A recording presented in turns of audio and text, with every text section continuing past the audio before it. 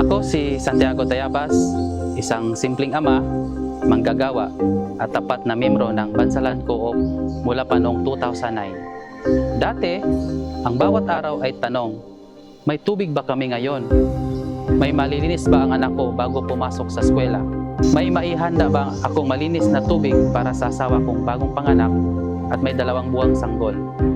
Para sa marami, normal lang ang tubig. Pero para sa amin noon, pangarap yon. Hakot, igib, tipid, araw-araw yan. Tuwing Lunes hanggang Miyerkules lang may tubig. Pagdating ng Huwebes, kailangang mag-ipon, magtiis, at magdasal na umulan.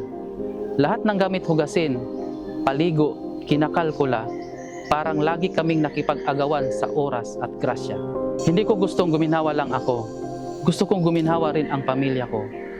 Pangarap ko talaga na magkaroon ng sariling tangke, water pump at pressure tank. Yung tipong pagkagising mo, may tubig na agad sa gripo. Walang pagod, walang kaba. Isang simpleng kaginhawaan na may malaking epekto sa buhay.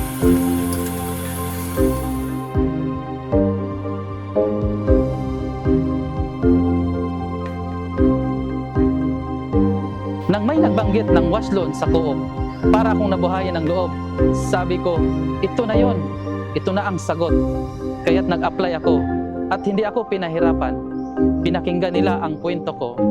Pinaniwalaan nila ang pangarap ko at ngayon, hawak ko na ang solusyon. Ngayong may sariling 2,000 liters na tangke, water pump at pressure tank na kami, hindi na kami gumigising ng maaga para lang mag-igib. Hindi na kami natatakot mawalan ng tubig. Sa bawat bukas ng gripo, may kasamang ginhawa, dignidad at pasasalamat.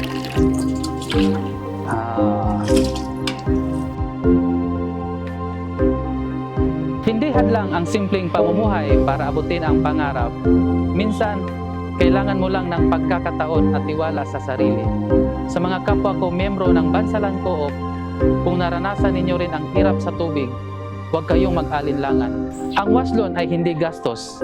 Ito ay investment sa kalinisan, kalusugan, at kaginhawaan ng inyong pamilya. Bisitahin niyo ako kung gusto niyong makita. Totoo ito. Buhay ang tubig. At dahil sa wash loan, buhay na mas magaan, mas maayos, at mas masaya. Salamat Bansalan Co-op. Salamat sa paniniwala. Sa tubig may buhay, sa wash loan may pag-asa.